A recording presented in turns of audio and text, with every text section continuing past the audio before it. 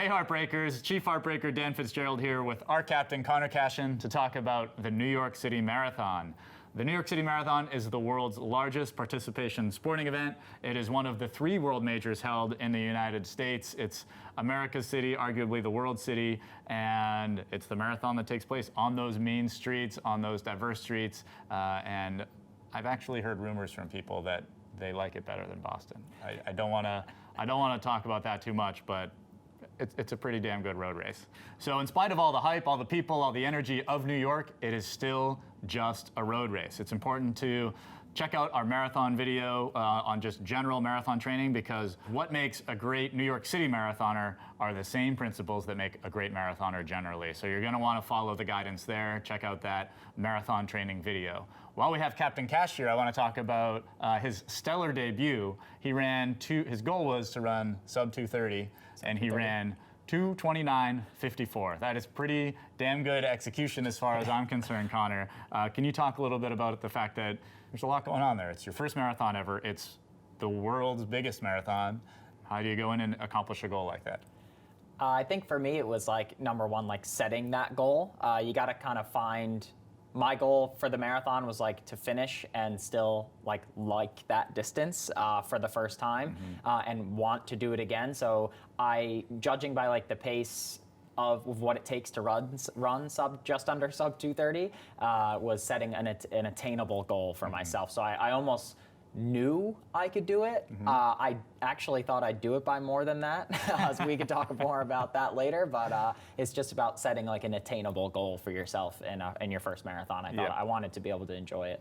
So Connor's had some other times. Connor, while it may have been his first marathon, it certainly wasn't his first road race or race in general. He's an exceptionally talented runner, and I think what you hear there for you first-timers is you have to you want to set a reasonable reach goal. No matter what, the marathon should be comfortably hard, is how Des Linden talks about it, comfortably hard. You have to be fairly comfortable at that pace if you're going to hold it for 26.2 miles.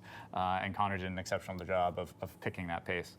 Now, when we talked about your training in review, you had mentioned that whether you're training for the mile or the 5K, for this first marathon, your mileage was almost identical on a weekly volume level to those shorter races. Can you talk about maybe how you distributed your mileage that week and why you did it that way? So I typically run anywhere from like 60 to 80 miles as kind of like my sweet spot range, depending on what I'm training for and what my racing schedule looks like. And I actually didn't increase it at all for New York and for the marathon. I just played around with how my mileage worked during the week. So really high volume on the long runs and really high volume on the workout days, but then decrease my mileage throughout the rest of the week on my easy run, so that I was like properly recovering, staying healthy. I also used to, before I started training for the marathon, used to be a big, like, I never took any days off, and at least I never took planned days off, only unplanned.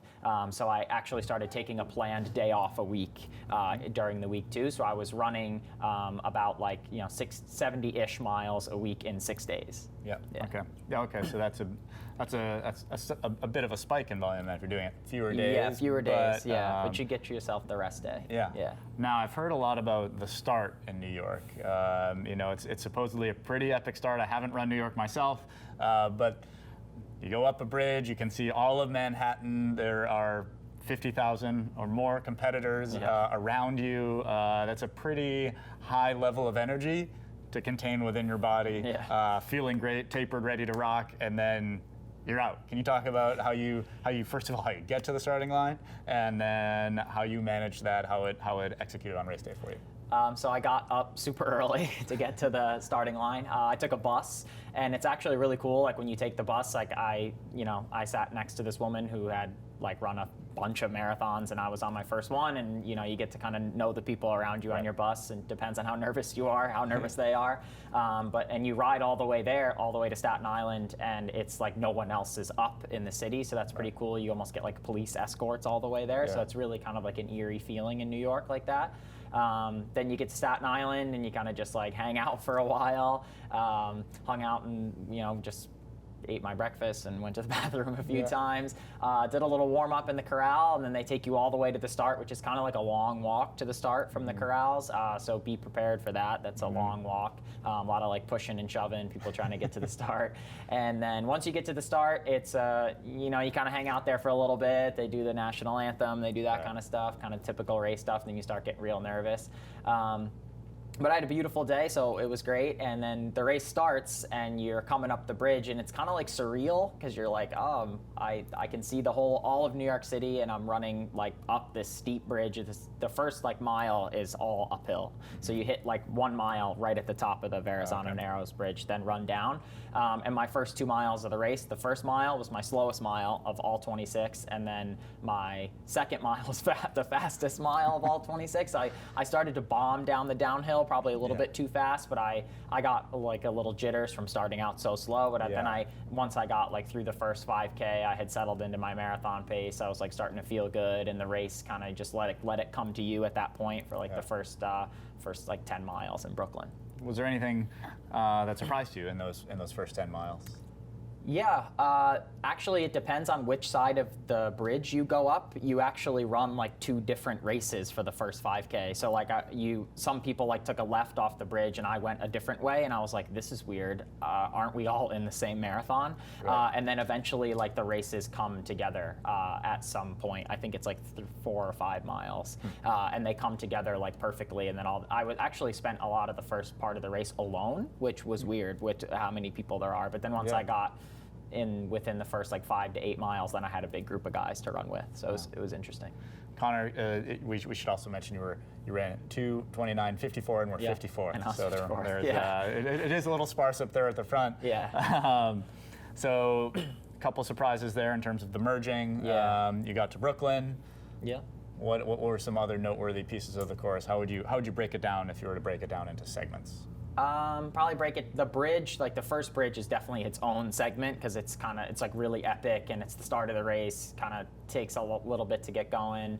But then Brooklyn is its whole own segment. Brooklyn is really cool, the crowds are great, and it's pretty like, that part through Brooklyn is also pretty flat. You don't take like any major turns or anything like that, and you're kind of just like waiting for the Queensboro Bridge, which is where you get to halfway, and that's kind of like then I would break it up after that. So once you get there, then you get on that bridge, and everyone talks about how long and how hard that bridge is. So you kind of just like spend the whole first half of the race like cruising through Brooklyn and just waiting for that to happen. Right. So it's kind of and I also, after the Queensboro Bridge is when you get into Manhattan, and that's like when the crowds get really crazy, and like when you start seeing family and friends and stuff like that. So that would be my next segment. Queensboro Bridge, you got to just like grind and keep your head down, so and if everyone work talks together. about Queensboro as really hard, it's on your mind in Brooklyn. Yeah. Tell us the real deal. Was it as hard as it sounded? Were you mentally prepared so it felt a little easier? How did your execution of that bridge go, and then how was it relative to expectations? It was definitely tough. It's a grind. It's like you're just kind of cruise uphill the whole time. But I kind of treated it like I treat a hill in every race. I just stay as relaxed as possible and don't hammer the hills, because you can really like kill the rest of your race if you hammer the hills too hard. Right. So I just tried to stay as relaxed as possible and kind of stick with a few people so that I wasn't alone.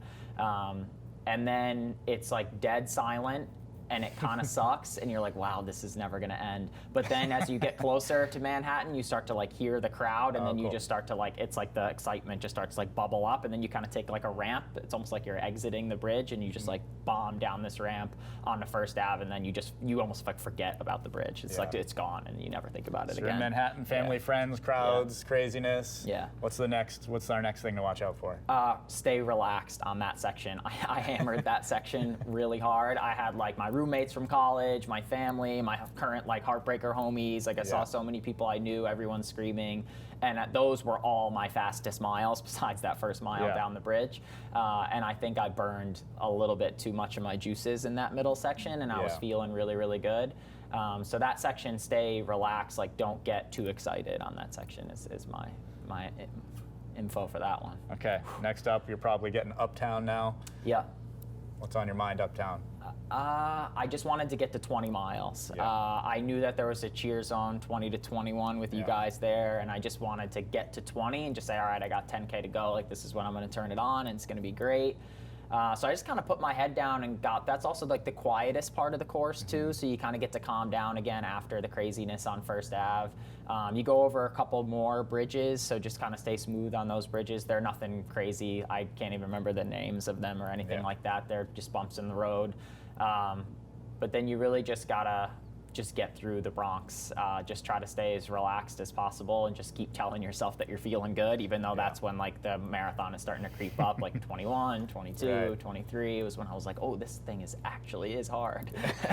Is when I started to realize Here's a newbie out there. Yeah. So we had a pretty epic high five captured by the Tempo Journal. I know that it made your hands sore. Would you strongly recommend a hard high five to take the mind off, or is it just putting you deeper in pain?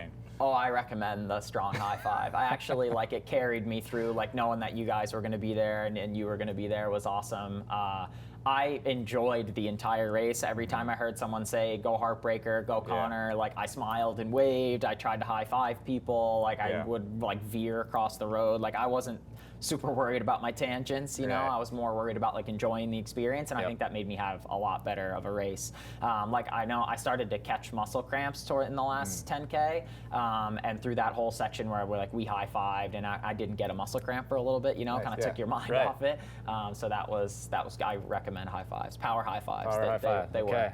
Then you're flying through. You're past mile 20, 21, 22. Yeah. You're in the park, finishing strong. Yeah. Start coming to the park. This is just like where you got to remember to just grind. Like I just had my head down. I just was like, I got to keep one foot in front of the other. Really was my goal at that point was just get to the finish line. So that's all I was thinking about. I couldn't tell. Like the hills are tough, but like you're so tired at that point anyway. It's like doesn't matter if it's flat or if it's hilly. Like you just keep grinding, one foot in front of the other at that point in Central Park. The old coaching trope is.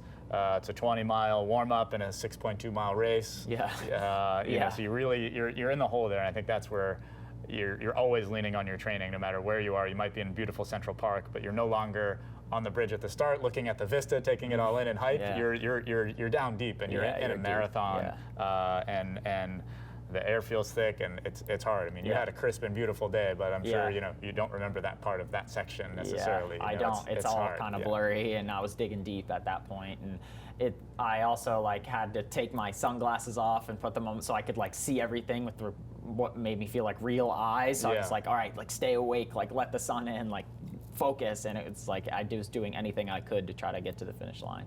Okay. Yeah. Well, that's an exceptional course review. Thank you, Conor. So think about that. Think about containing that energy on the bridge. Make sure that you don't go too hard on any of those hills. It's standard operating procedure and just good running execution to relax on the hills, take advantage. It's always important to remember in these marathon majors why you're there.